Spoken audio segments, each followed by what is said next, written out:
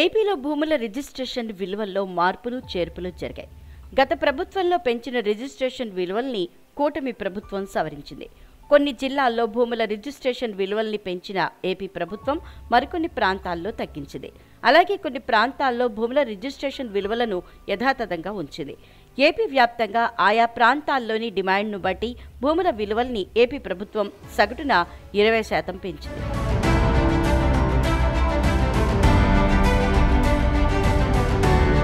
విజయవాడలో భూముల రిజిస్ట్రేషన్ విలువలు 3 నుంచి 9% వరకు, విశాఖలోని పలు ప్రాంతాల్లో పెరిగాయి. అనకాపల్లి పట్టణంలో భూముల రిజిస్ట్రేషన్ విలువలు యథాతథంగా ఉండగా, జిల్లాలోని ఇతర ప్రాంతాల్లో 24 నుంచి 32% వరకు పెరిగాయి. ఏలూరులో భూముల రిజిస్ట్రేషన్ విలువ 15% పెరిగింది.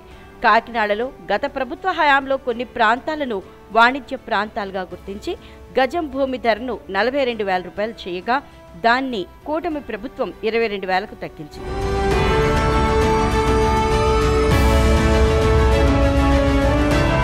ఇక అమరావతి పరిధిలోని భూముల రిజిస్ట్రేషన్ల విషయంలో ఏపీ ప్రభుత్వం కీలక నిర్ణయం తీసుకుంది.